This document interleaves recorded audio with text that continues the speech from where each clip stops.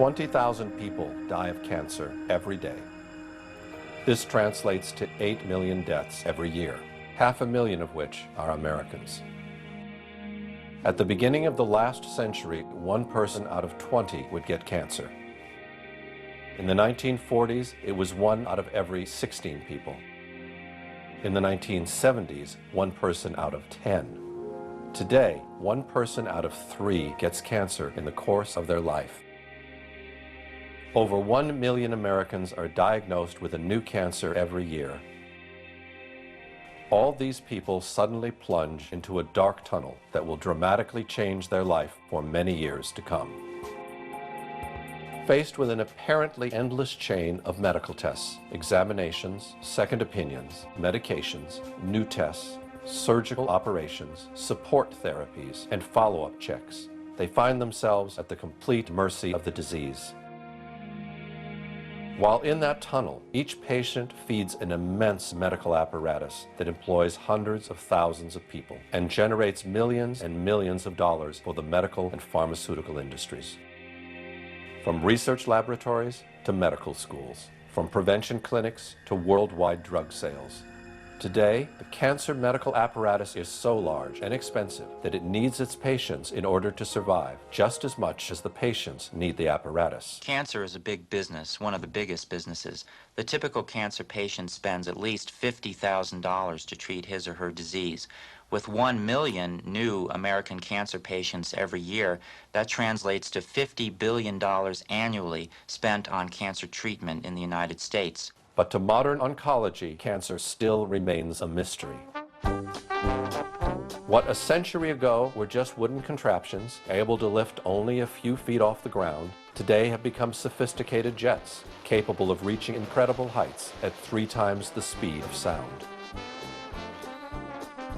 What a century ago was the creaking sound of the telegraph over some rustling wires, today has become a global network of fiber optics, where millions of people exchange information in all possible directions.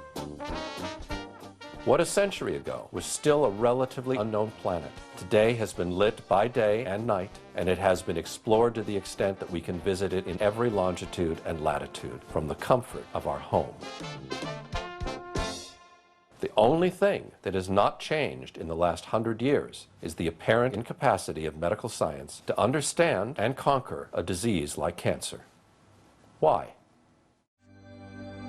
The official theory maintains that cancer is a problem that originates in the human cell.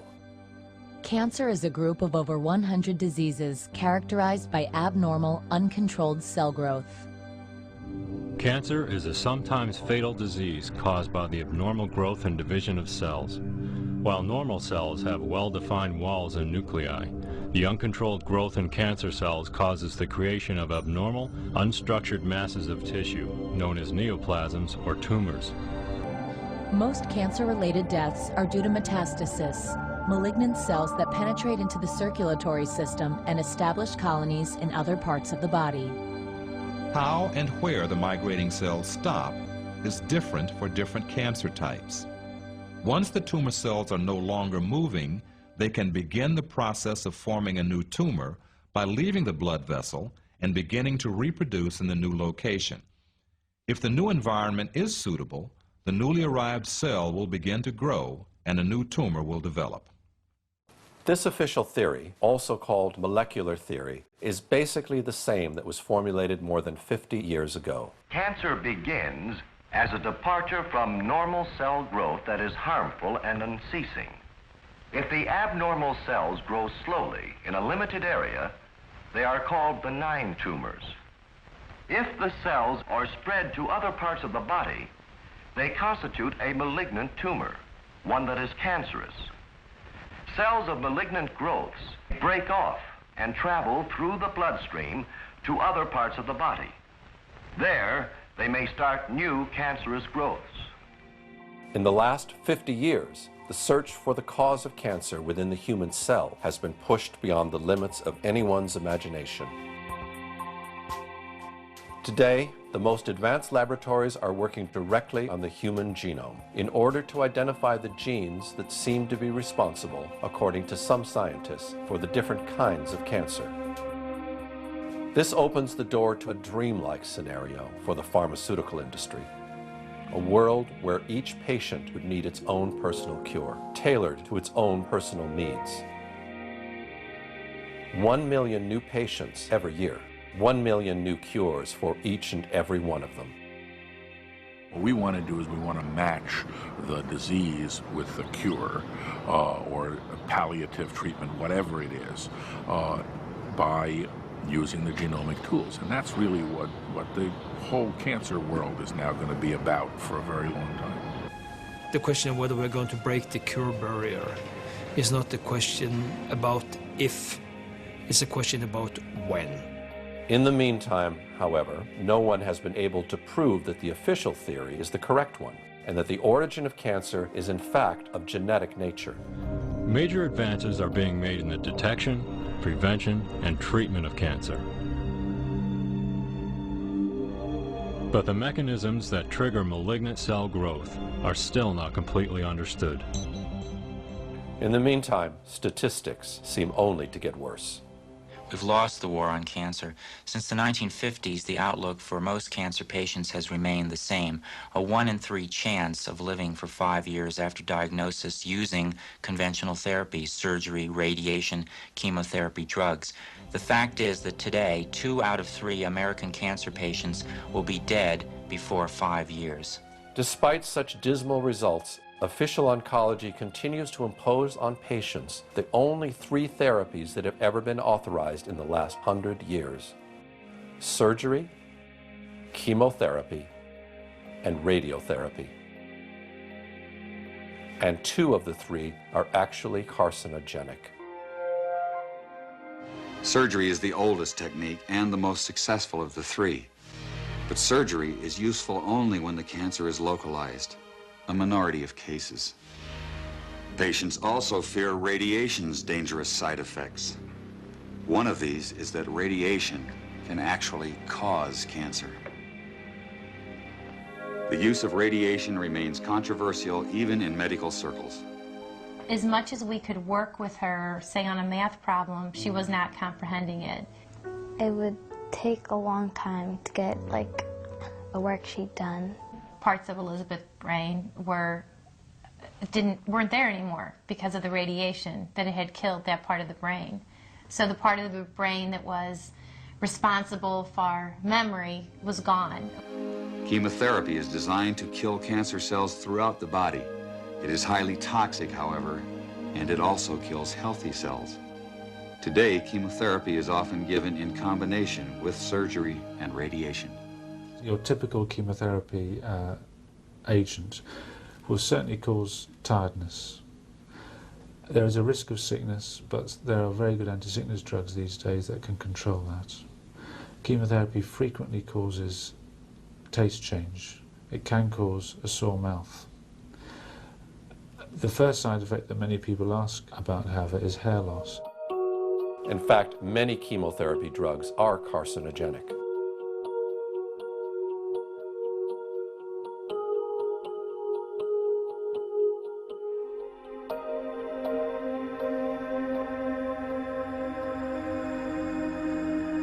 Their toxicity is so high that all personnel handling them must observe very strict safety rules. Their disposal calls for total destruction and incineration of anything that comes in contact with them. Some of these drugs remain partially toxic even after incineration beyond 1800 degrees Fahrenheit. But there is something new about chemotherapy that's been emerging of late. Many women who undergo chemotherapy for breast cancer describe unsettling changes to their memory and concentration. Researchers at the University of Michigan Comprehensive Cancer Center say this phenomenon is very real. Women have complained of cognitive changes that have occurred during the time that they've been treated for breast cancer for a long time now. And the term chemobrain has been coined, and this is used to describe loss of concentration, difficulty remembering things, having difficulty thinking clearly, and not being able to function effectively in normal activities that the person was able to do perfectly well before they had treatment. Simple little things.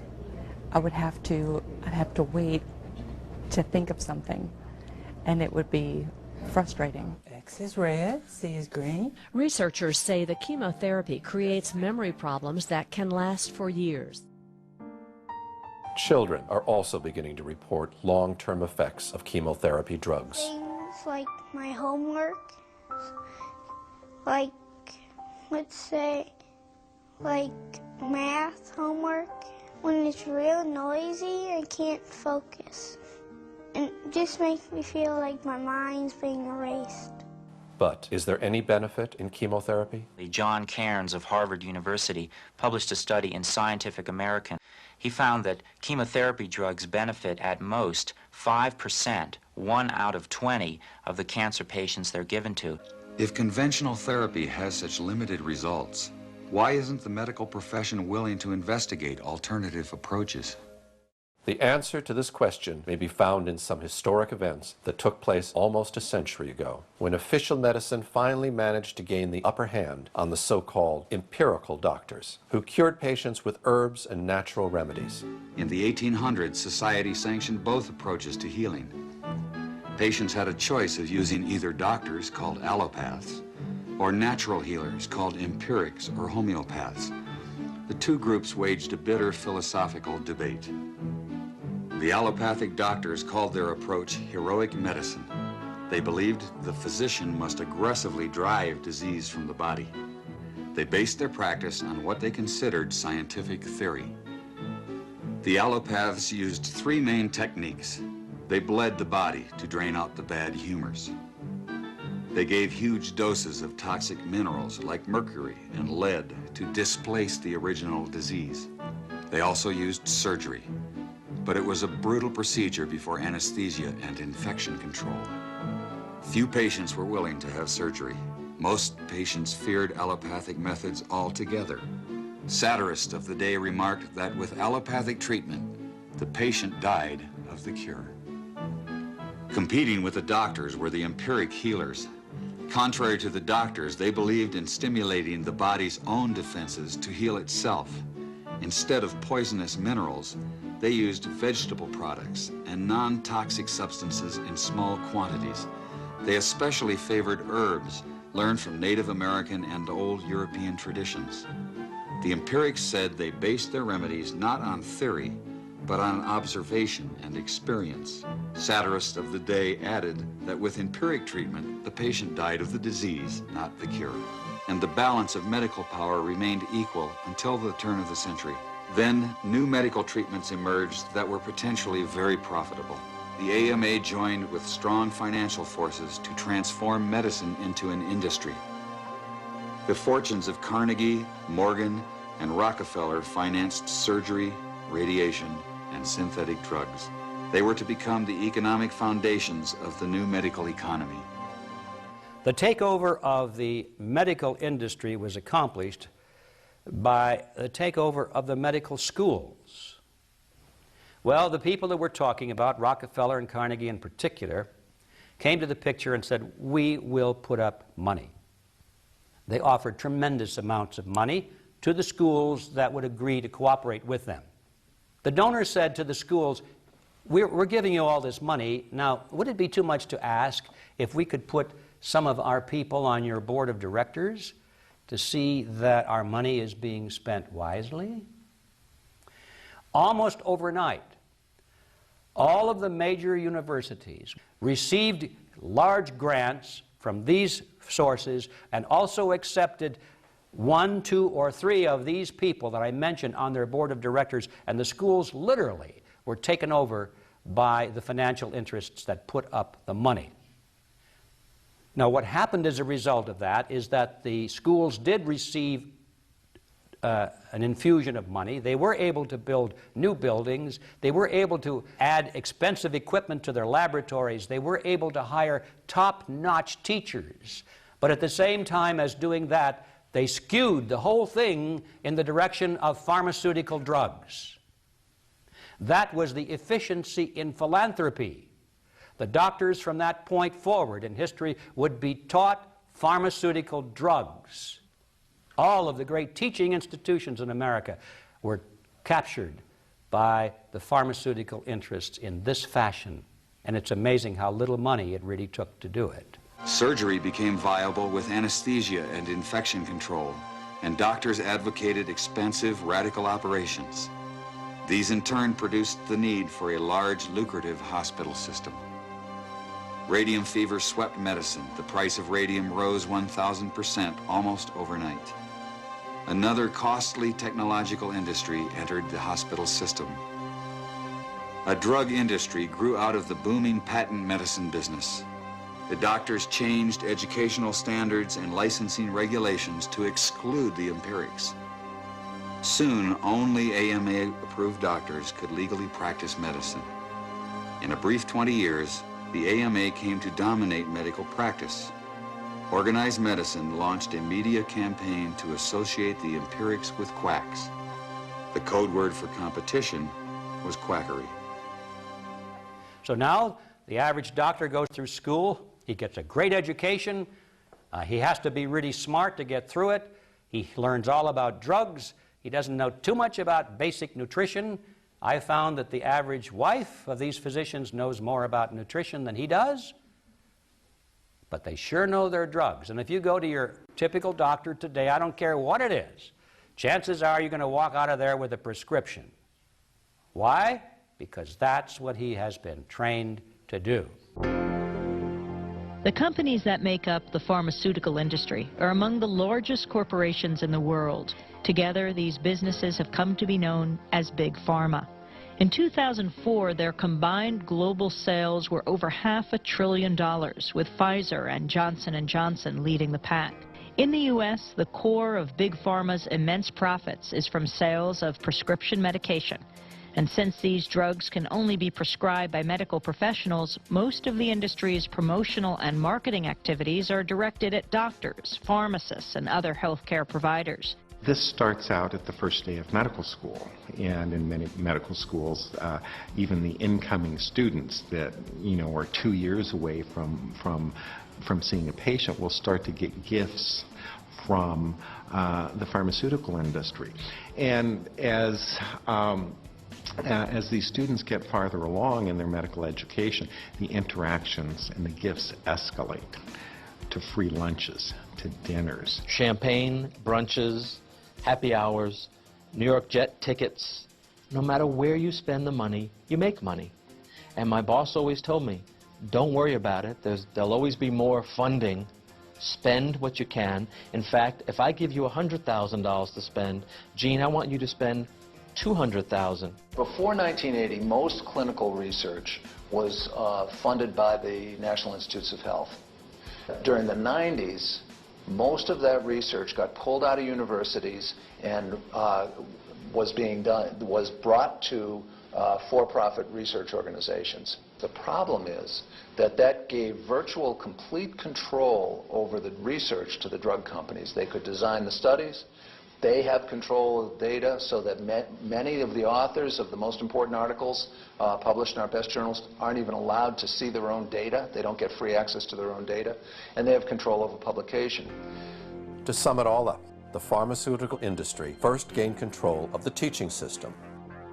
Then it gave the AMA the power to exclude all other doctors from practicing. Then it took over the entire drug testing process, while heavily influencing the medical publications that reviewed those drugs. And finally, Big Pharma extended its control over the federal entity that is supposed to verify those drugs' safety and efficacy. At the opposite end are the sick citizens, and in the middle are the doctors who must cure them based on information they can only get from the pharmaceutical industry, which can no longer be verified. Chemotherapy drugs are, in fact, among the most expensive of all.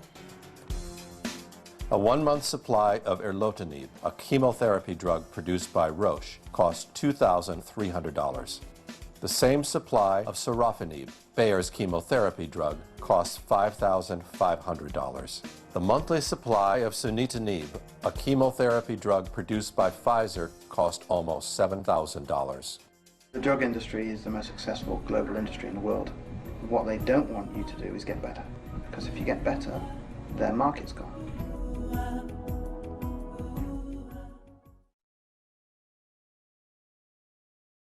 Fear. Its darkness causes humanity to make awful choices.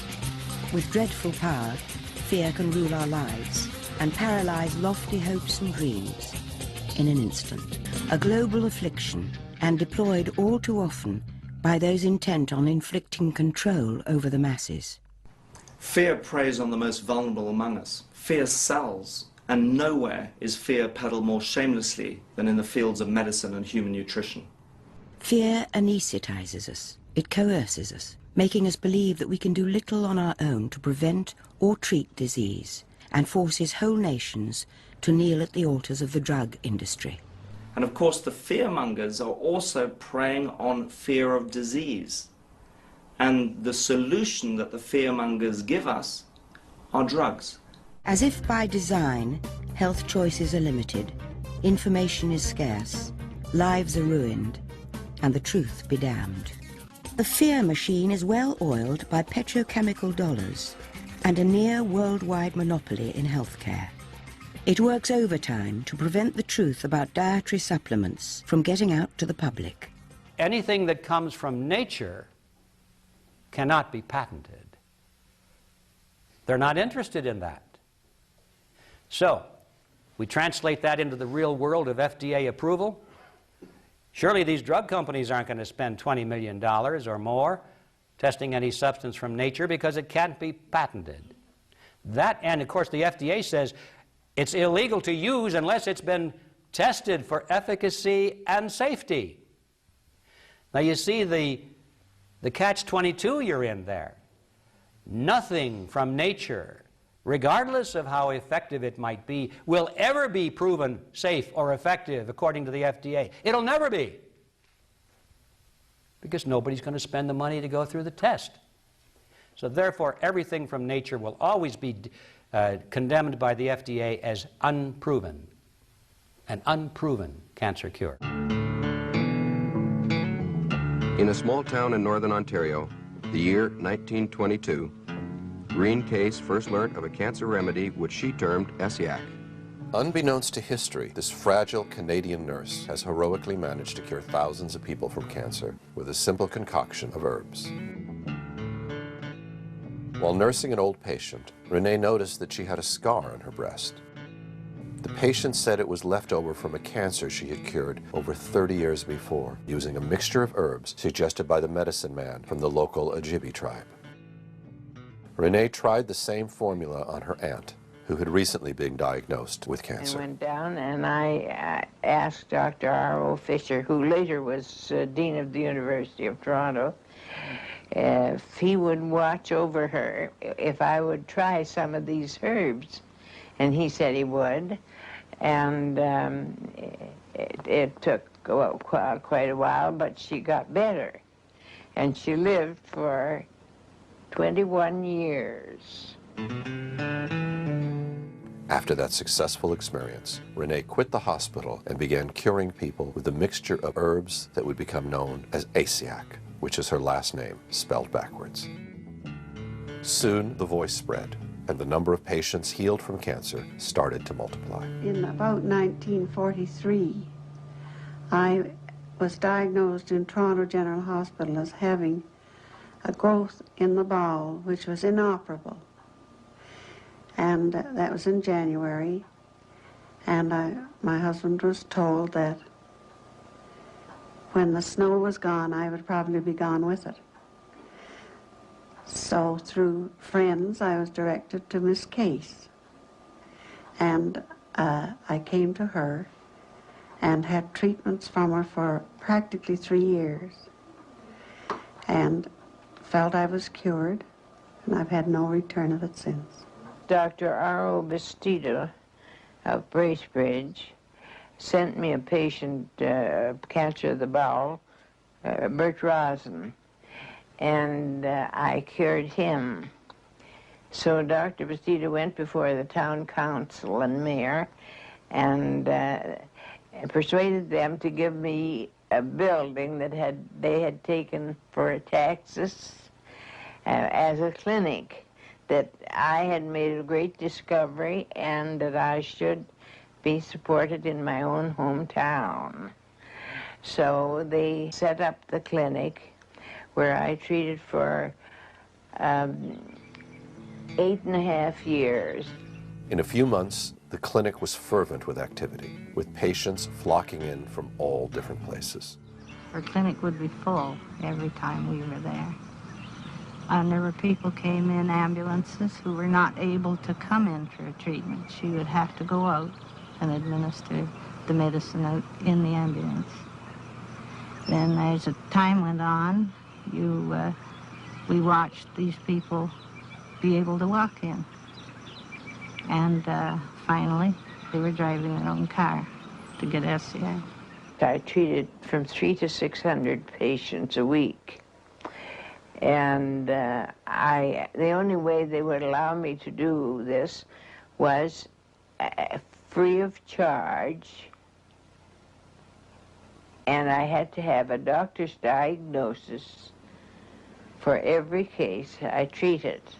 So we brought the diagnosis to Nurse Case, and I took treatment from her every week for about a year. And I have no cancer today. It was one Dr. Leonardo from Buffalo who had immediately recognized the potential of Renee's cancer cure to warn her of what was waiting ahead. Dr. Leonardo, he was a cancer surgeon, and he said, "You think you have a cure for cancer?" I said, "I'm way beyond thinking I know." Then I had 5 other doctors in examining patients, and he asked if he could go in with them and examine patients, and I told him he could. So then he told me, he said, "You have it, but the medical profession will never let you do this to us." After a while, a mysterious group of entrepreneurs showed up, offering Renee $1 million for the secret formula. But she flatly refused, as they would not guarantee that her cure would be made available for free to anyone who ever needed it. Green case was called before the legislature in 1938 to determine Esiac's legal status.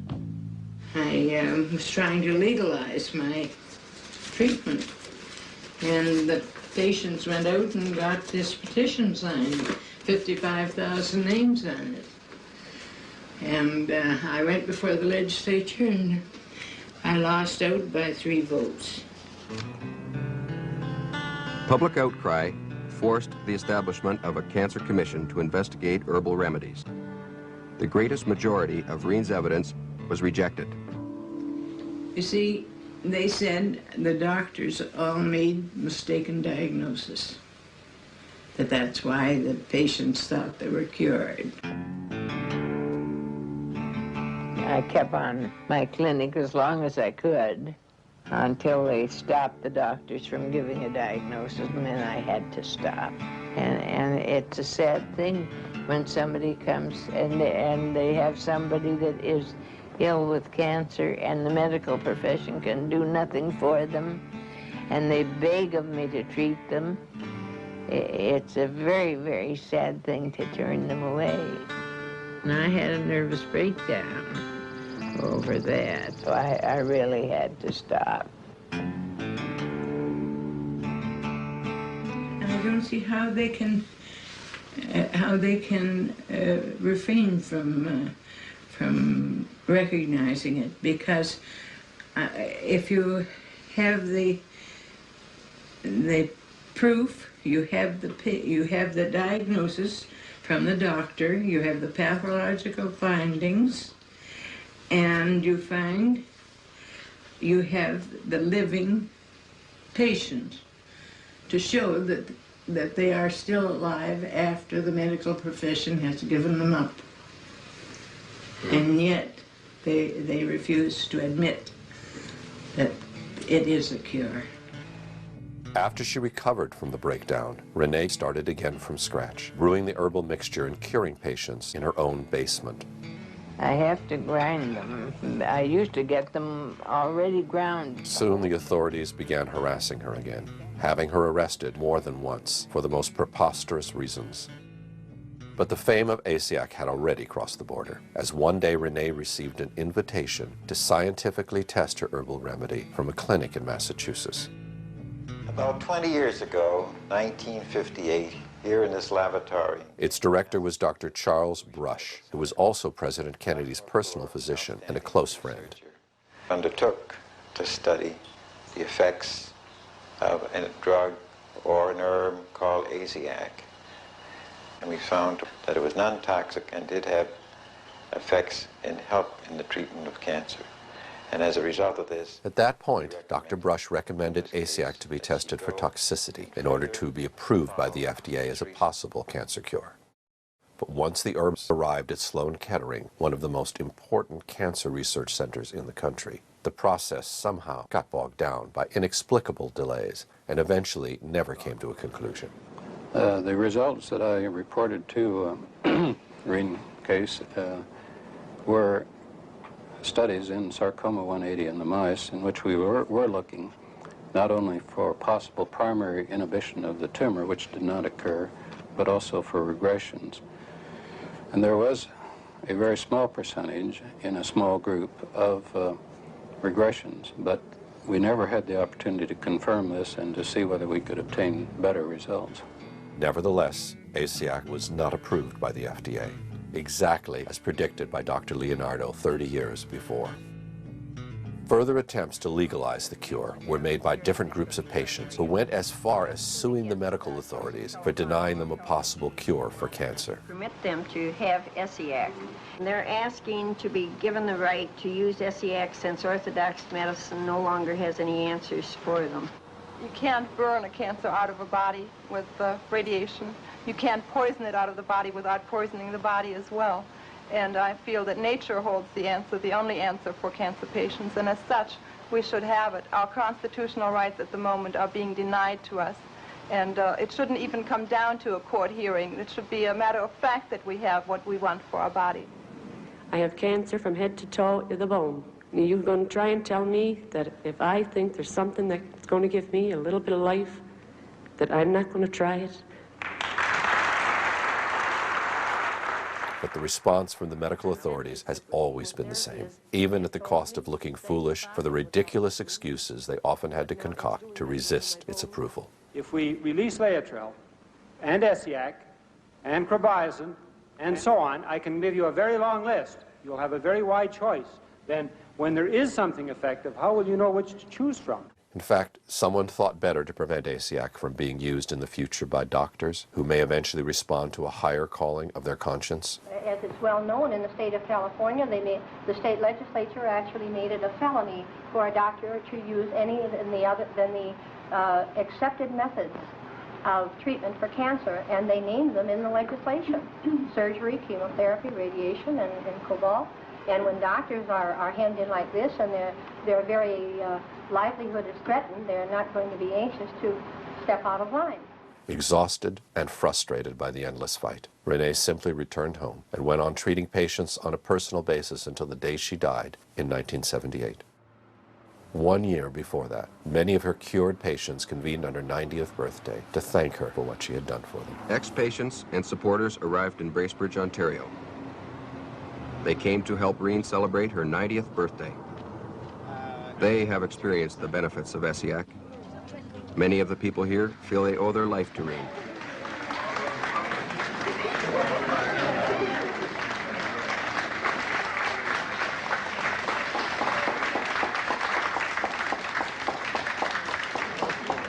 Remember she brought the two ladies up to you that day in the house? She doesn't call me. Loretta.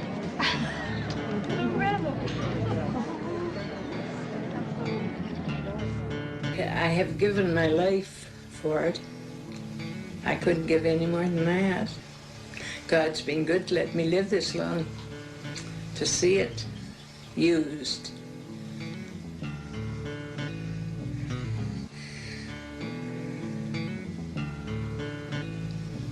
and used by people.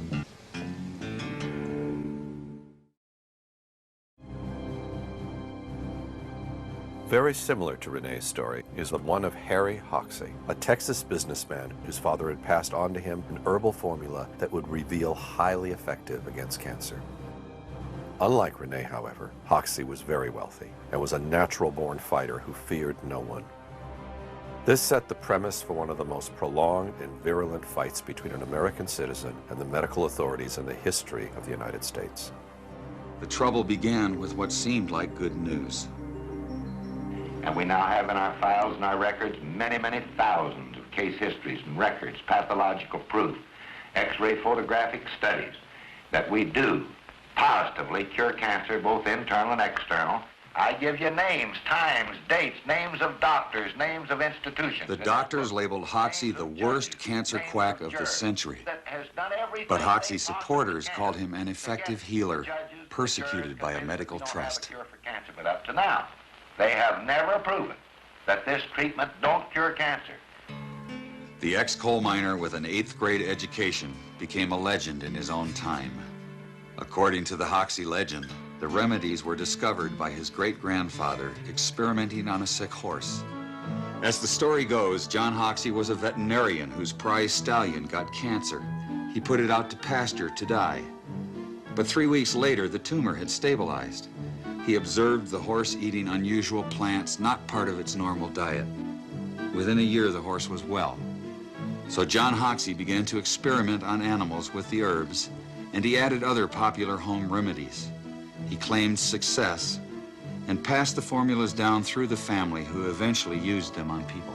Hoxsey said his father was the first to try the medicines on people. He gave young Harry the formulas with a deathbed wish to make the treatment available to people whether or not they could pay. Prophetically, he warned the boy against the high priests of medicine who would fight him jealously. It didn't take long. Hoxsey started his first clinic in Illinois in 1924, and he immediately incurred the wrath of organized medicine. He was arrested more times than any other man in medical history. Yet by the 1950s, the Hoxsey Clinic of Dallas, Texas was the largest privately owned cancer center in the world. Hoxsey clinics reached through 17 states. Endorsing the treatment were senators, judges, and even some doctors. 2 federal courts upheld its therapeutic value. If the treatment was worthless, how did it gain so much support? To claim a cure for cancer is to invite evaluation. While the medical profession turned its back on Hoxsey, numerous individuals did make personal investigations. These experiences repeatedly turned skeptics into believers. Among them was Esquire magazine writer James Wakefield Burke, who in 1939 began covering the Hoxsey story. My boss, Arnold Gingrich, one day said, "Why don't you go down to Texas and let's expose this fellow. He's getting too big." And the American Medical Association liked to put him out of business, and said, "You go down and get acquainted with him," and says, "We'll do a couple of pieces on him and put an end to this." So it was an assignment. I came to Texas. I expected to stay about a day, get my information, and leave. I became fascinated. I stayed for 6 weeks. Every day, Harry would pick me up, bring me to the clinic. We'd come in the morning, and he would put his arm around these old men and women, say, "Dad, them doctors been cutting you up." Says, "I ain't gonna let them sons of bitches kill you. You're gonna live." And he'd treat them, and I'd watch him treat them. They'd get better and begin to get well. So I wrote an outline for a piece which I called "The Quack Who Cured Cancer." And I sent it back to the editors, but it never came out. Assistant District Attorney Al Templeton was more than a skeptic. He arrested Hoxsey more than 100 times in 2 years. Then his own brother, Mike, got terminal cancer and secretly went to Hoxsey. When Mike Templeton got well, Al Templeton gave Hoxsey the credit. Hoxsey's prosecutor became his lawyer. More and more people kept supporting Hoxsey's claims of a cure. His boldest promoter was Christian evangelist Gerald Winrod. His radio broadcast reached millions of listeners with sensational reports of Hoxie's mounting successes. I wish to begin this broadcast by reading for you what I regard as a very important statement, and I quote, Judge W.L. Thornton, this is the second jury of 12 men that has found in my court that the Hoxie treatment cures cancer. 10 doctors found that the number of cures reaches into the thousands. Former United States Senator Thomas studied a large number of cures. I had made my own investigation, had satisfied myself that cancer was really being cured by the Hoxie method. This humble reporter can only say, God bless these quacks, the only quacks who are curing cancer today.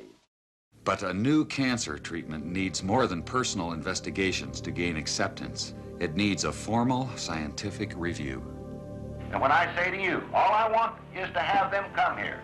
The American Medical Association, the Pure Food and Drug, the federal government, anybody, come here and make an investigation. And if I don't prove to them beyond any question of a doubt that our treatment is superior to radium X-ray and surgery, then I will lock the doors of this institution forever. But the medical profession did not respond to his call. The doctors claim that they already knew from their medical education that his remedies were had no efficaciousness at all, was no cure. They were just set in their ways and adamant in their beliefs. According to Hoxie, there was a more sinister reason the medical profession wouldn't investigate. Hoxie said the AMA doctors invited him to demonstrate the treatment. Among them was Dr. Morris Fishbein, editor of the influential AMA Journal. According to Hoxie, the day after his successful demonstration, a high AMA official asked to buy the rights to the formulas. The alleged offer would have given all rights to a group of doctors, including Dr. Fishbein. Just like Rene, Hoxie turned down the offer because he could not get the guarantee that the formula would have been made available for free to anyone who ever needed it. But one thing was certain. Hoxie had made a very powerful enemy. By crossing swords with Dr. Fishbein, he alienated the most influential figure in medicine. Dr. Fishbein held a unique position. As journal editor, he controlled the main income-producing organ of the AMA and thus the organization. He also published the accepted standards of medical practice. After the Chicago incident, Dr. Fishbein blackballed Hoxie by branding him a quack in the journal. It commented that Hoxie's most enthusiastic supporter was the local undertaker. The AMA attack was relentless. Dr. Fishbein and Hoxie would battle each other for 25 years to come in a drama of national dimensions. But rather than settling the dispute through scientific means, they played it out in the media. At the association's headquarters in Chicago, vigilant against quackery is Dr. Morris Fishbein. There is no serum, drug, or combination of drugs that we know that will definitely cure cancer. When Hoxie approached the National Cancer Institute for an investigation, the agency refused. The NCI said his medical records were incomplete. Hoxie said doctors refused to supply necessary records because of Dr. Fishbein's influence. The government concluded it would be a waste of public funds to investigate. Having struck oil in Texas, Hoxie offered to pay for a test himself.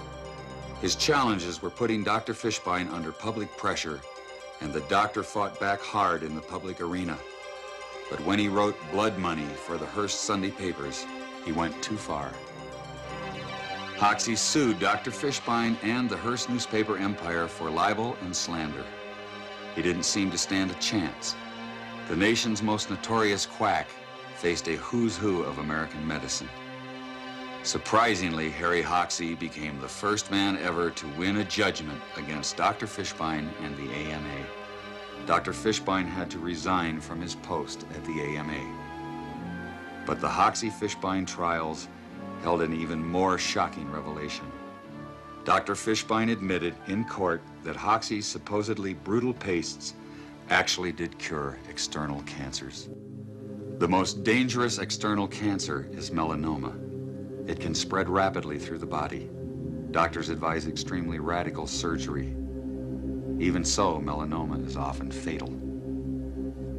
We have more positive, proven cases of melanoma in our records and our files and the patients to talk to that have been cured in this institution than any institution in the world, and that's a broad statement, but we have the facts to back it up. Hoxsey went as far as producing his own movie to make his voice heard from the medical profession. It would be an innovation to men of the medical profession if, instead of devoting so much time and money to court trials, sniping tactics, and smear campaigns, they would come to the clinic, do some investigating, check into our methods, speak to some of our patients. Then they would understand why our treatment has been as effective and, in most cases, far more successful than anything they've had to offer as a solution to the cancer problems. But instead of accepting the invitation, the medical establishment escalated the war. Mildred Nelson has directed Hoxsey's clinics from the beginning. But he was never investigated except in a criminal type of a way to see what he might be doing wrong. The Food and Drug have always been famous for harassing the Hoxsey patients. Go to people's houses, take their medicine when it was delivered to them, talk to them, tell them they were doing wrong. But when the government couldn't stop Hoxsey in court, the FDA decided to take unprecedented action. Sufferers from cancer, their families, physicians, and all concerned with the care of cancer patients are hereby advised and warned that the so-called Hoxsey treatment for internal cancer has been found on the basis of evidence presented by the FDA to be a worthless treatment.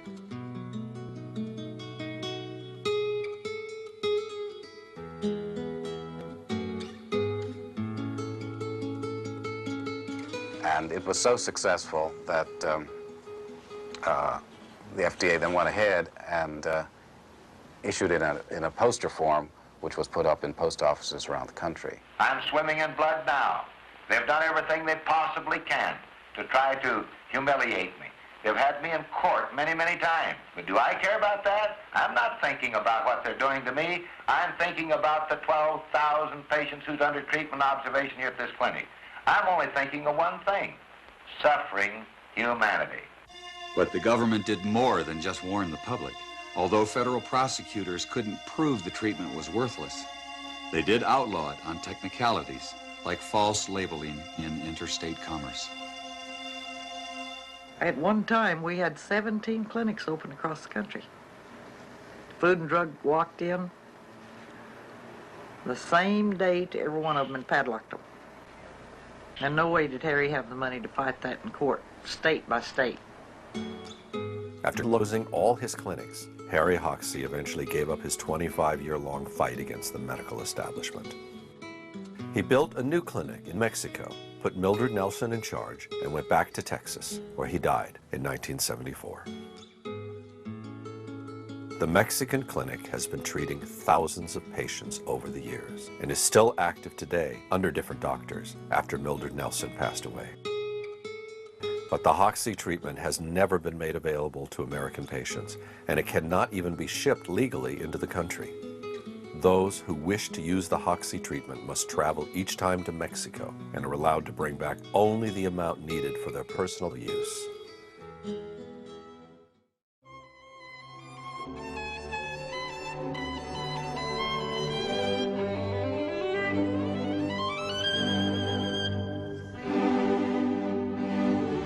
All the diets, the health food principles, and the nutritional concepts that we share today have a single father, Maximilian Gerson. Dr. Gerson was the first to ever suggest that good health depends primarily on a healthy nutrition. Born in Germany in 1881, Max Gerson was inspired by the figure of Ignaz Semmelweis, the Hungarian doctor who discovered that in order to avoid infections in pregnant women, physicians simply needed to wash their hands in a chlorine solution. Prior to receiving his doctorate as a medical student, Max Gerson suffered from severe and repeated migraine headaches, leaving him essentially unable to function for days. After 2 years of experimenting, Dr. Gerson was able to eliminate his migraines completely by eating only certain raw fruits and vegetables. By 1918, word was spreading about the Gerson migraine diet. But on one occasion, a patient returned with an observation. Not only had the migraine been relieved, but his skin tuberculosis also disappeared. The astounding news spread like wildfire. In April 1924, famous lung specialist Dr. Ferdinand Sauerbruch offered to do a clinical trial with 450 incurable skin tuberculosis patients. At the commencement of the study, Sauerbruch said to Gerson privately that if even one patient showed improvement, he would believe every word of Gerson's treatment. 446 out of 450 patients recovered, over 99%. Dr. Gerson and his wife Gretchen had 3 daughters, Joanna, Gertrude, and the youngest, Charlotte. Of all the children, Charlotte took a special interest in her father's work. By the late 1920s, Dr. Gerson's fame had spread throughout Europe, especially after he cured Dr. Albert Schweitzer's wife, Helena, of pulmonary tuberculosis and Schweitzer's daughter's skin disease. When Dr. Schweitzer was 75 years old, he came to Dr. Gerson with diabetes and was also cured. The Gerson therapy aims to achieve a complete detoxification of the body through a series of intestinal washes based on organic coffee and a strict diet of raw vegetables and fruits grown in an optimal terrain. Meat is absolutely to be avoided, as explained by Charlotte, Dr. Gerson's 82-year-old daughter. Because meat in the body, in the digestive process, causes acidity, phosphoric acid. And in this kind of acidity, the body isn't able to function. The body has to maintain homeostasis. It has to maintain a very exact level of alkalinity versus acidity. Once detoxified, the human body confirms being a wonderful machine, capable of healing itself from any given disease. Between 1933 and World War II, Gerson and his family fled Nazi persecution, eventually settling in New York. Dr. Gerson's 7 siblings died in the Holocaust. Throughout the 40s, Dr. Gerson's success at his New York clinic stunned the medical community, but also evoked the dark forces within it. Dr. Gerson was curing patients with cancer, and as a consequence, he testified before the United States Senate on July the 1st, 2nd, and 3rd in 1946, along with 5 of his recovered cancer patients and the medical records of 5 more. So stunning was this testimony that on the evening of July the 3rd, 1946, renowned ABC News correspondent Raymond Graham Swing declared on his radio broadcast to the entire United States that for the first time in history, there had been discovered a cure for cancer. The public response was overwhelming, staggering, lighting up the switchboards at ABC non-stop, out of control, unbelievable. But what happened next was even more so. 2 weeks later, Raymond Graham Swing was fired from his position at ABC that he had held for over 30 years, and the Pepper-Neely Anti-Cancer Bill of 1946, document number 8947, now gathers dust in the archives of the United States Printing Office.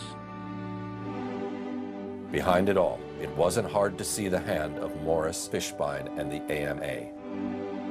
Fishbein had already been in a long struggle with Gerson, since the German doctor was the first to ever denounce the dangers of smoking, at a time when the largest advertising contributor for the AMA was in fact Philip Morris.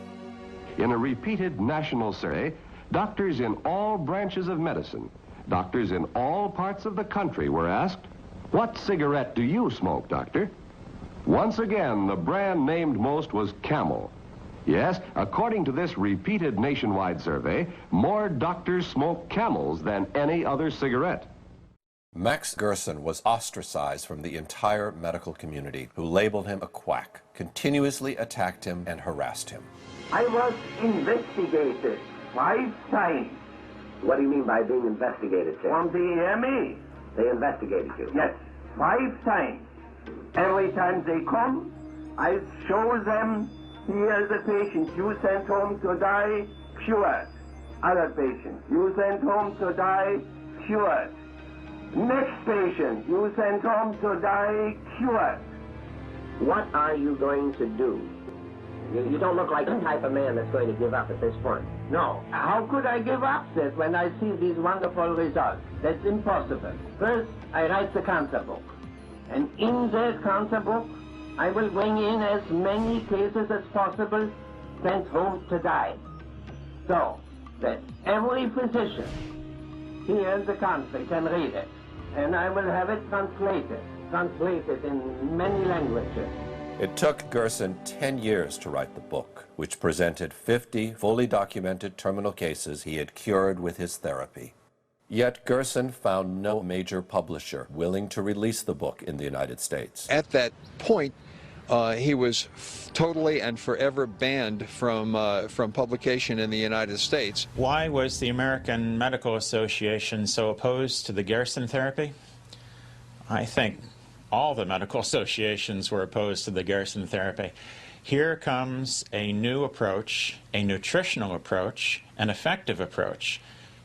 The medical pharmaceutical industry, if it even wants a cure for cancer, since there's so much profit in this disease, certainly does not want the cure to be a nutritional one. Dr. Gerson spent the rest of his life secluded in his New York apartment, where he kept curing patients with the same therapy that in the meantime was being forbidden all over the United States. This is where Dr. Gerson was up until the day of his death, where he had a clinic, where he saw patients, where patients recovered from cancer, where he documented so many recoveries, yet those recoveries are not available to the public. Those published articles have been published in Europe, but have not been allowed to be published in American journals. Why? The reason for that is the fact that it's not a patented medicine, and it's not an expensive medicine. I mean, this is the crux of the matter. This is a natural therapy that allows people to take control of their own health and not require drug intervention. If the Gerson therapy were permitted inside the United States, and I believe that it should be, we would see a dramatic decrease in deaths from cancer. I would estimate the fatality rate would go down by at least 50%, very possibly more so. Exactly like Mildred Nelson, Charlotte Gerson had to go all the way to Mexico to open a clinic to cure people after her father's death. Over the years, the Gerson Clinic has seen a continuous flow of patients from all over the world. The medical records from over 1,500 patients are available to anybody who wishes to examine them. Further, any physician is heartily invited to come to the Mexican hospital and visit and see a patient there, or visit with the patients, and with their permission, then they would have access to their medical records. But the medical establishment kept ignoring the call, while officially continuing to deny the validity of the Gerson therapy. Dr. Dean Edell, whose popular radio and television programs... A fixture in American television, Dr. Edell has been representing the voice of official medicine on national television for many years. I don't think the Gerson therapy has ever cured a terminally ill patient. People get very confused by this. If you think of basically what's in Gerson therapy, you really wouldn't expect it to cure cancer. But people, sometimes cancer cures itself. There is a rate of cancer that goes away by itself. Some people didn't really have cancer. It was a misdiagnosis. In 1986, I was diagnosed with pancreas cancer, which has spread to my liver, gallbladder, and spleen. The doctors told me I had 3 months to live, to go home, get my finances in order, and prepare to die. My husband just wouldn't accept it. I was only 46 at the time, far too young, so we came home, did therapy for 2 years. After 3 months, my doctors here wondered why I was still living. They asked me if I would have a CAT scan, which I did. The masses of the cancer had gone. They said, "I don't know what you're doing. We don't want to know what you're doing. Just keep doing it." The doctors at that time had said I would never live to see my second grandchild, which he is now 19 years old. So we proved them wrong. After the therapy, we went back to Utah to a specialist on blood, and she said my blood was so clean and clear that she couldn't tell I'd ever had cancer, and she said I was the first patient that ever happened to. Yes, and after I had gone back to the oncologist after I had done the Gerson therapy for a couple months, at that time when they had found that I was cured of cancer from the CT scan that they had done on my abdomen, he couldn't believe it. He thought it was a miracle. For the 10 years following being on the Gerson therapy, which took 1.5 years, I started going back to the Mayo Clinic and seeing Dr. Scott, who was an oncologist there, just for checkups to be sure I was clear. And he said everything was like an 18-year-old again. My blood profile was perfect, and he couldn't believe how I looked and how much energy I had, and he asked me what I'd done, and I went over the Gerson therapy with him. Dr. Scott said, "That's great," but he said that we can't sell that. Dr. Wallace Sampson is the editor of the Scientific Review on Alternative Medicine and Aberrant Medical Practices, which claims to present an objective viewpoint. Has Gerson therapy ever cured a cancer patient? Oh, of course not. They won't even release their records. So, what would it take for you to be convinced that this therapy is has credibility? Well, first of all, they have to show some reason why it should work. We know how cancers behave, and we know the kinds of things that cause cancer. So they have to come up with some kind of a believable theory of why their diet should work. But second of all, they'd have to convince us that everything we know about it in the past 50 years is wrong, and they're right. Now, how are they going to come up with material like that? That's impossible. They don't have it. Dr. Gerson documented so many recoveries, yet those recoveries are not available to the public. Those published articles have been published in Europe, but have not been allowed to be published in American journals.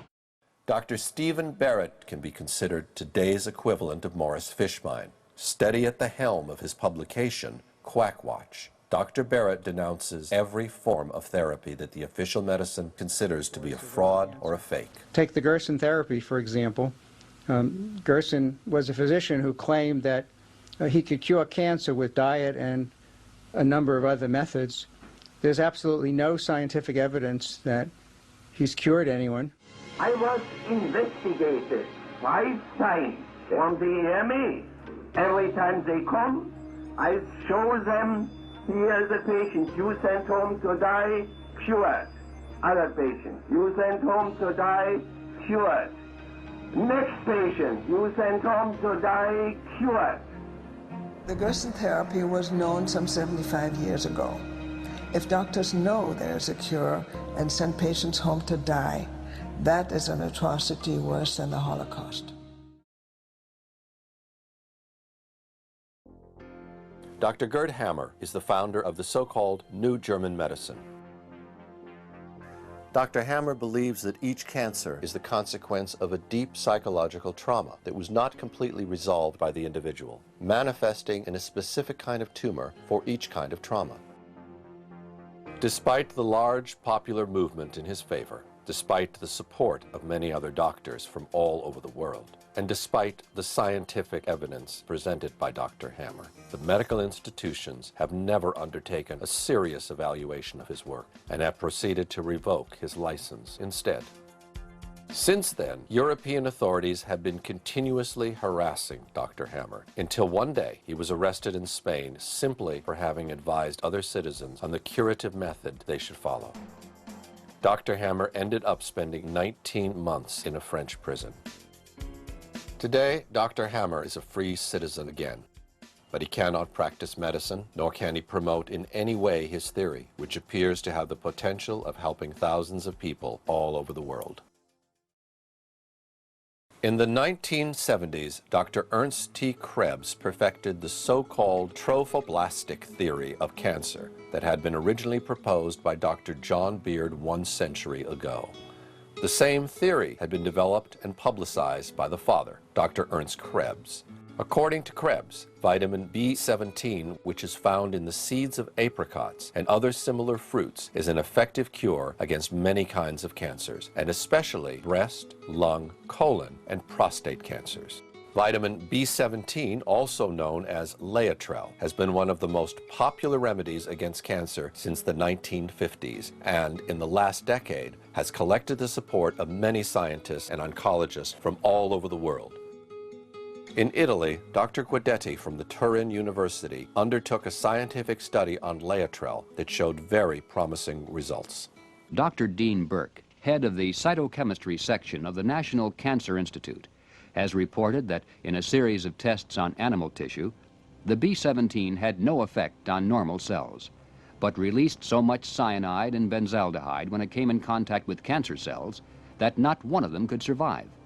He said, "When we add Laetrile to a cancer culture under the microscope, we can see the cancer cells dying off like flies."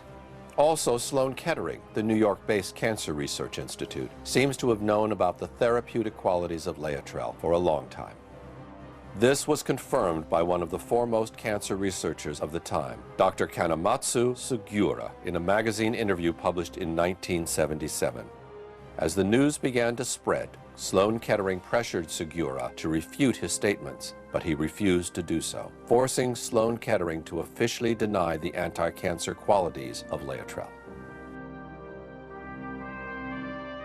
Sloan Kettering was later accused of falsifying the research on which they based their negative statement on Laetrile. This was not the only case in the major war waged by the medical industry in the 1970s against Laetrile. Dr. John Richardson, MD, who's now deceased, had a cancer clinic, a very thriving cancer clinic up in the San Francisco area in the 70s when he met Dr. Ernst T. Krebs Jr., had many conferences with him, became familiar with the theory, the science behind it, and began to cautiously use it in his practice. He was losing most of his patients that he was treating with cancer. He went from that to a high success rate almost overnight by using this substance. And so he became very enthusiastic about it. The word got around. His patients were very happy, of course, and they told their friends. It wasn't very long before people were coming from all over the United States, and in some cases even from Europe, to be treated at the Richardson Clinic. Then he got into trouble with the medical authorities. The hospital administration contacted him and said, "You have to stop using this material because it is not approved by the FDA." And he said, "Yeah, I know it's not approved, but it works." They said, "We don't care whether it works or not. It is not an approved substance and you're in violation of the law." Medical authorities have never recognized the therapeutic use of Laetrile, while the FDA has listed it among the toxic substances, making it in fact illegal to be sold in the United States.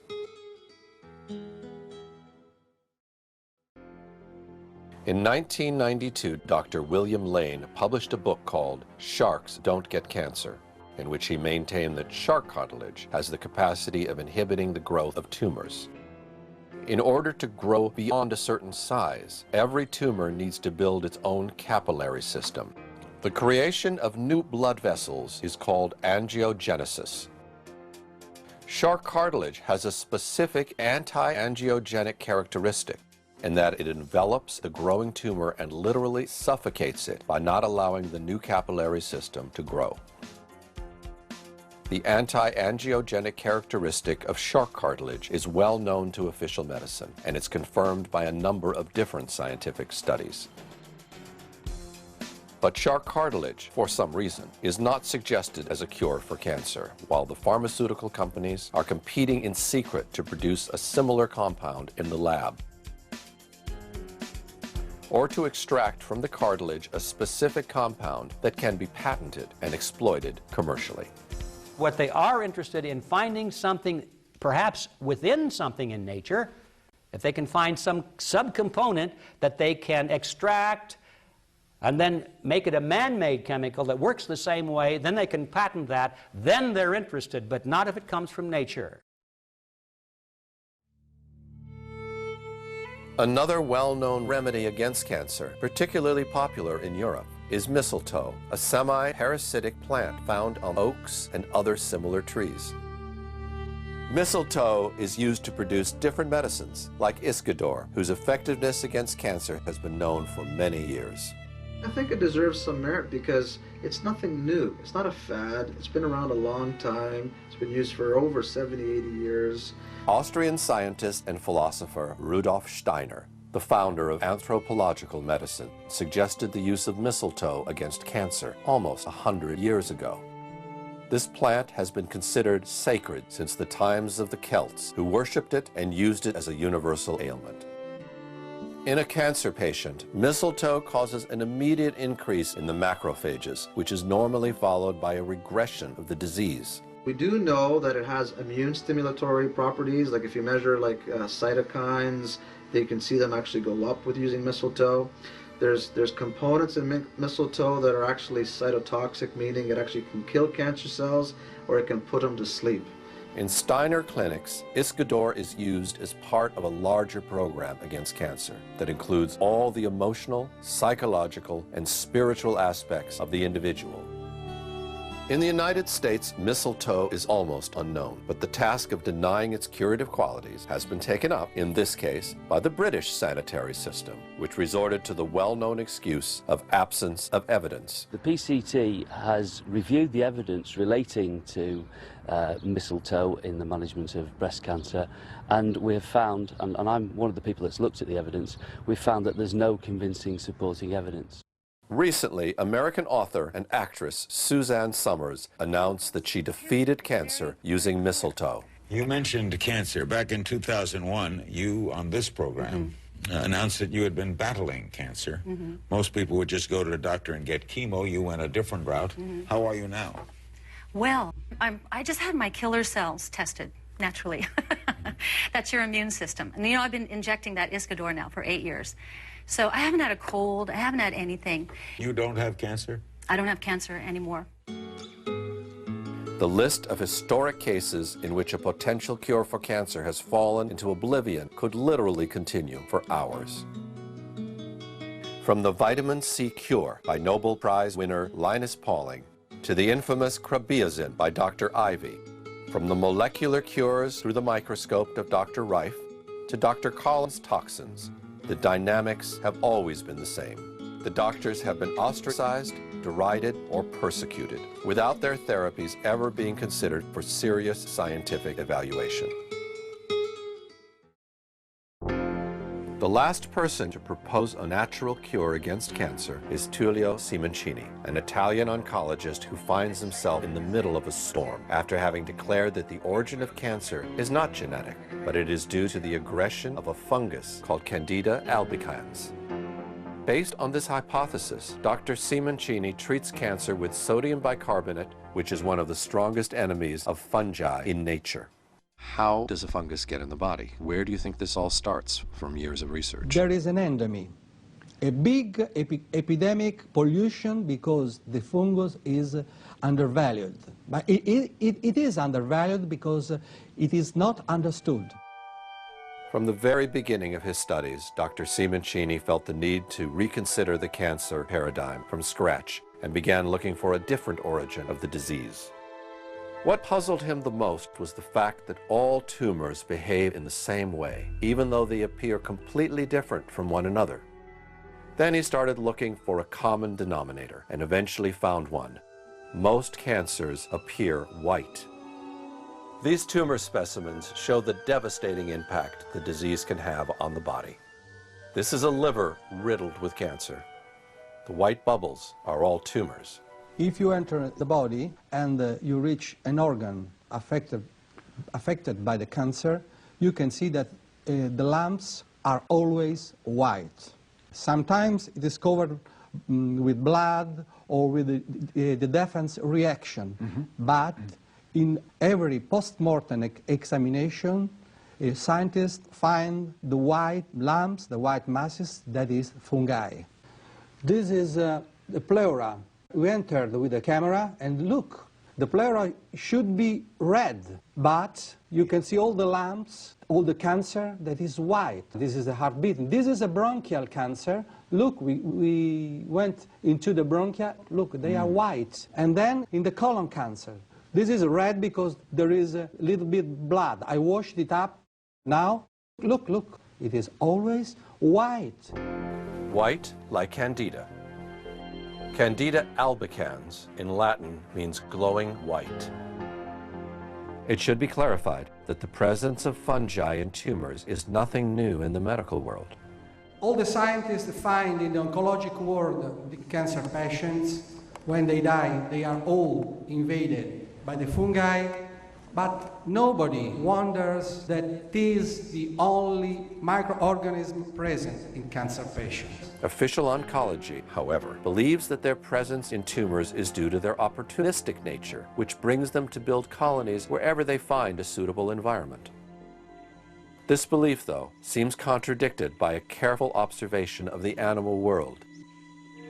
Spores from a parasitic fungus called Cordyceps have infiltrated this ant's body and mind. As soon as she is discovered by the workers, the ant is taken away and dumped far away from the colony. It seems extreme, but this is the reason why. After a while, the fruiting body of the Cordyceps erupts from the ant's head.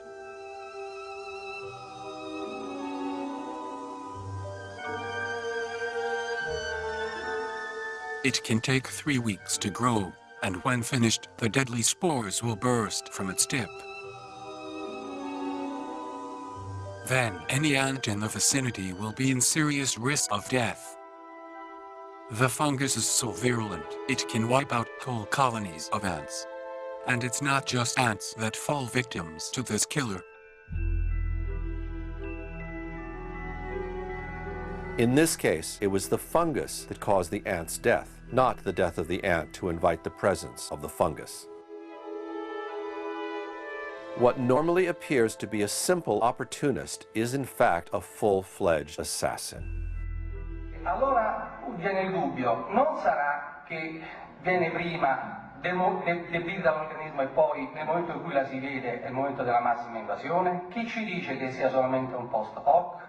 Il fatto che ci sia è un dato di fatto, il fatto che sia un post hoc è un'interpretazione. Not all infections are bacteria. There are also the fungi. Viruses, smaller. Fungi, bigger. And fungi are the connecting point from the microorganism and the animals. So they can enter in a body like microorganisms, and they can aggregate once they are inside, and they can build a big mass that has the power of an animal. Candida is a very familiar fungus, known especially to women, who sometimes experience an infection in their sexual organs. The vagina is a muscular canal that leads from the outside of the body to the uterus. The warmth and moisture of this canal create a perfect environment for microorganisms to breed. For example, bacteria called lactobacilli, which are naturally present in the vagina, coexist with a yeast fungus called Candida albicans. Normally, the lactobacilli create an acidic environment that keeps the natural yeast population in balance. However, when conditions within the vagina change that either decrease the numbers of lactobacilli or decrease the acidity, these yeast fungi begin to multiply. Normally, the immune system keeps the fungi under control and doesn't allow them to establish colonies in your body. This white cell spots a fungus in the bloodstream, attacks it, and destroys it. If the system's defenses instead get lower than usual, the Candida can manage to aggregate into small colonies practically everywhere in the body. Il momento in cui un fungo entra dentro il tessuto, la parte interna dell'organismo, si chiama la candidosi intima, evoca una reazione di tipo immunitario cellulare che porta alla formazione del tumore. Il tumore, secondo me, sarebbe quindi l'insieme dell'invasione fungina più la reazione cellulare che l'organismo mette in campo. Far from being a wild, uncontrolled cellular replication, according to Simoncini, the growth of a tumor is a lucid and desperate reaction from the organism in an extreme attempt to reject the intruder. By the same token, Dr. Simoncini believes that metastases are not cancerous cells that leave the primary tumor to go start a new one somewhere else, but small groups of fungi belonging to the primary tumor that fall into the bloodstream during biopsies or during a regular surgical operation. These runaway fungi settle in a new environment and prepare to take advantage of a weakened organism to establish their new colony. Once this propagation has started, it becomes necessary to restore the immune system to its maximum potency as soon as possible. If the patient is given chemotherapy instead, this only accelerates the destruction of his natural defenses, as the drug kills indiscriminately cancerous and healthy cells. While possibly prolonging the survival by a few months, chemotherapy makes it impossible for the organism to recover its defense capabilities, making it bound to succumb, sooner or later, to the multiplying fungal attacks. In order to test his theory, Dr. Simoncini began treating cancer with sodium bicarbonate. Sodium bicarbonate is the strongest substance against fungi. They cannot adapt to a salt because it is not a complex substance. That's why the antifungal drug, today's antifungal drugs are ineffective, because the fungi can adapt themselves in 3-4 days. For a fungus, you give an antifungal drug, you can kill the first layer, but the second layer they get used and they eat drugs, chemotherapy, everything. Gennaro San Germano is the first patient ever cured by Dr. Simoncini with sodium bicarbonate. In 1983 he was diagnosed with lung cancer and was given a life expectancy of 6-7 months at best. In 2006, 23 years later, he gave this interview. Buonasera. Buonasera, io mi chiamo Massimo. Mi sembra di parlare con una persona molto fortunata, mi sembra di capire, giusto? Sì, molto fortunato, veramente. Perché i pesi... Molto fortunato, ma grazie a Dio, dottore Simoncini. Ho incontrato con fortuna perché mi aveva detto che non ne fa un altro ricovero. Perché la macchia si stava allargando quando sono andato alla visita. E ha detto vieni da me, sono andato con la cura che mi ha dato lui, con grazia di Dio. E ci ha messo, mi diceva la moglie, ci ha messo 8-9 mesi a guarire? Sì, oltre 9 mesi. Però se n'è andato via tutto il tumore? Sì, per grazia di Dio, sì, che hanno ritrovato che è andato via. Non credere, però a me è andato bene. Già è lì, infatti. Ecco, perché mi hanno detto che c'aveva 6-7 mesi di vita addirittura. Lei non ha fatto nessun'altra cura insieme a Simoncini, cioè lei è sicuro che l'ha guarita questa cosa qua? Sì. Non ha fatto nient'altro? La cura di Simoncini, altri non sono andati. Adesso solo che qui qualche raffreddore, la febbre, mi hanno un altro medico. Vabbè, chiaro, normale. Allora, comunque la cura là me l'ha fatta solo lui. Non ha fatto nient'altro insieme? No. Ho capito. After a few successful treatments, Dr. Simoncini presented his documentation to the Italian Department of Health, hoping that his theory was put to test under proper scientific protocols. Not only were his findings completely ignored, but Dr. Simoncini ended up being disbarred from the Italian medical order for having prescribed cures that had not been approved by the authorities. This is rather unfortunate, as even the ancient Hindu books of medicine prescribe the use of sodium bicarbonate against cancer.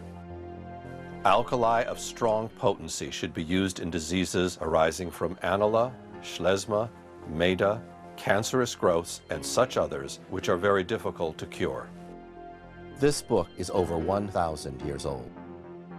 As soon as the news of his treatment started to circulate, Dr. Simoncini became the target of a major smear campaign orchestrated through the Italian media, in which he was treated as a charlatan and a swindler. Amici di Striscia, oggi vi parleremo di un personaggio che dice di curare i tumori con il bicarbonato. Seguiteci.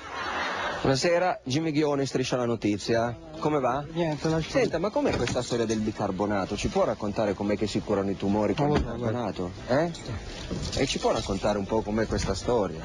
Se basta il bicarbonato per curare i tumori. Aspetti che ve li scendo. No, aspetti che ma perché fa così? Dr. Simoncini was also repeatedly sued for wrongful death, and in one case sentenced to 3 years in prison for having allegedly caused the death of patients who had undergone his treatment.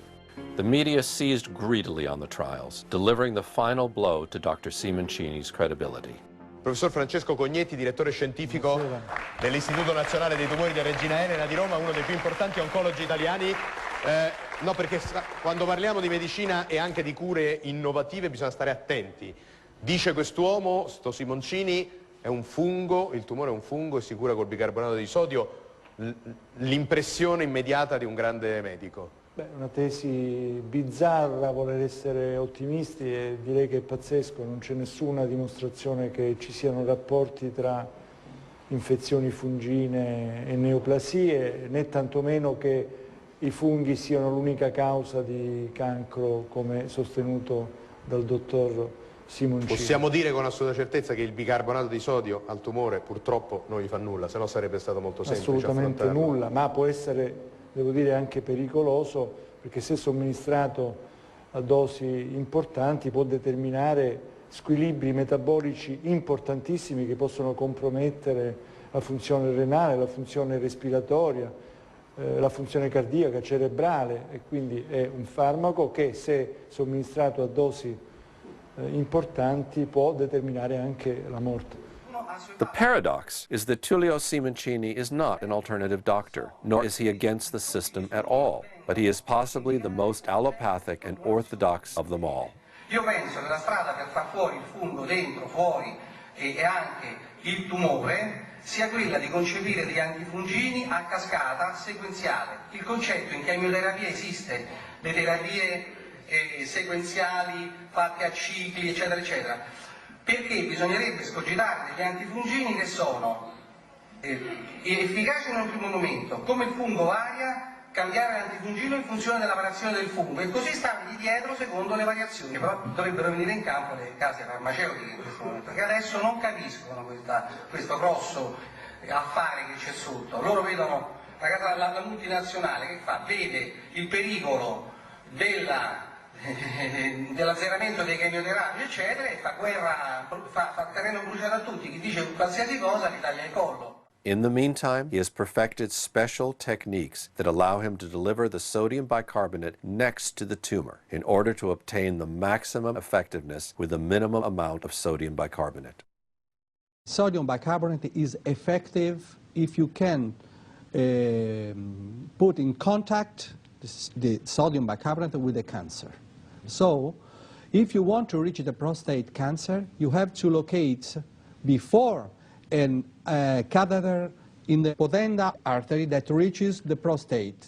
Then you can administer through a port cat connected to the catheter the sodium bicarbonate directly to the prostate and kill fungi, because the concentration of the salt is very high because you used the artery that is directly feeding the organ. Instead, for the cavities, pleura, peritoneum, you have to locate a transperitoneal or a pleural catheter. Although considered only anecdotal material and not scientific evidence, there are now dozens of fully documented testimonies which appear on Dr. Simoncini's website that seem to support the validity of his innovative approach to cancer. This therapy you're talking about, sodium bicarbonate delivered directly into the tumor site, I wonder where the harm is. Seems like a very harmless therapy. It isn't a potent, dangerous medicine. No, it's not dangerous because there is a remote possibility of infection, but there is the life on the other hand. And then there are some type of cancer, breast cancer doesn't need of the catheter, bladder cancer, brain cancer. Breast and bladder cancer with the sodium bicarbonate can heal in 99% without surgery, without chemotherapy, without radiotherapy, and let the organs there. Dr. Simoncini believes that also skin cancers are caused by a fungus and treats them with regular iodine tincture. In some cases, patients have reported even the nastiest melanomas to fall off within weeks, like simple scabs. And the cancer is gone? Totally gone. For the first time, I feel like I got my life back again. Not every cancer, however, can be treated with the same effectiveness. Bone cancers, for example, receive hardly any blood at all and are very difficult to reach with the proper amount of sodium bicarbonate. Different techniques, in some cases, can be applied. The last testimony is from someone who found himself on both sides of the fence at the same time. A doctor who got cancer. Io mi chiamo Carmelo Lombardo. Di mestiere? Mestiere faccio il medico. After the removal of a primary tumor in the bowel, Dr. Lombardo learned he had some metastasis in his liver. Just before undergoing the liver surgery, he learned that he had also developed a metastasis in each of his lungs. Ormai avevo detto vabbè, quando sono stato operato dalla mia carica l'ho detto, però pensavo di avere se no 1 anno e mezzo, 2 anni, forse. After returning home, Dr. Lombardo found out about Dr. Simoncini's therapy and chose to use the ports that had been prepared for the chemo to introduce the bicarbonate solution instead. Ah, quindi lei aveva il port per la chemio e invece l'ha usato per infilare il bicarbonato? Sì, per metterci il bicarbonato, sì. E il port dove ce l'aveva esattamente? Il port ce l'ho all'altezza della seconda costola, precisamente hanno incanovato la carotide interna e raggiunge la cava superiore. After a few cycles of sodium bicarbonate, a CAT scan revealed both tumors had disappeared from his lungs. Con esame fatto con mezzo di contrasto e senza contrasto non si apprezzano lesioni né di tipo primitivo né di tipo secondario. Lei ha un messaggio da dare ai suoi colleghi medici? Di qualcosa? Ai colleghi medici sicuramente, io dico la frase che dico sempre: la verità a volte è davanti alla punta del nostro naso, ma è talmente vicina che non riusciamo a metterla a fuoco, quindi a vederla. Quindi cerchiamo, e poi un'altra cosa, la verità non esiste una verità. La verità non è qualcosa che tu puoi pensare di possedere. La verità è ricerca. La verità la trovi soltanto se ampli i tuoi orizzonti, se allarghi il tuo modo di vedere.